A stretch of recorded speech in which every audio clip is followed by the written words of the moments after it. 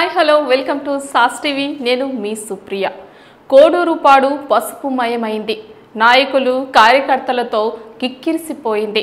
TDP నాయకులతో సభా వేదిక కలకలలాడింది. వేమిరెడ్డి ప్రభాకర్ రెడ్డి ప్రధాన అతిథిగా విచ్చేశారు. వేమిరెడ్డి ప్రభాకర్ రెడ్డి మాట్లాడుతూ, నేను ప్రజలకు సేవ చేయడానికి వచ్చానని, నాపై ఎన్ని నిందలు వేసినా, నాపై ఎన్ని పుకార్లు చల్లినా నేను పట్టించుకోనని, అలాగే వారిని కూడా ఏమీ అనదలుచుకోలేదని, అది దేవుడికే వదిలేస్తున్నానని చెప్పుకొచ్చారు. రూరల్ ఇన్ఛార్జిగా ఉన్న ఆదాల ప్రభాకర్ రెడ్డి మన రూరల్లో ఒక మీటింగ్ పెట్టి అతను మాట్లాడకుండా పక్కోళ్ళ చేత నన్ను అనవసరమైన మాటలు అనిపించాడు. అవన్నీ కూడా భగవంతుడు చూసుకుంటాడు.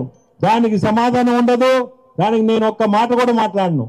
ఎందుకంటే పైన భగవంతుడు ఉన్నాడు, ఆయన చూసుకుంటాడు. ఏ టైంలో చూసుకోవాలో ఆ భగవంతుడికి తెలుసు. సో మనం చెప్పాల్సిన అవసరమే లేదు దాని గురించి కూడా.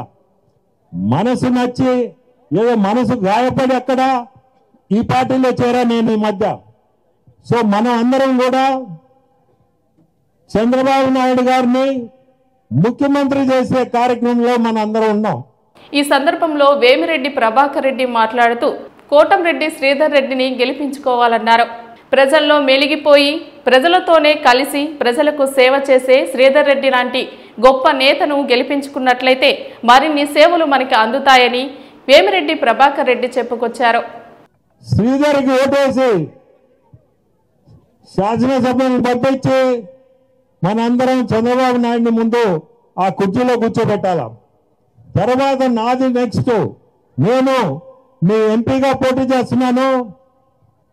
నేను కూడా అదే ఉద్దేశంతో ఈరోజు ఇక్కడికి వచ్చింది.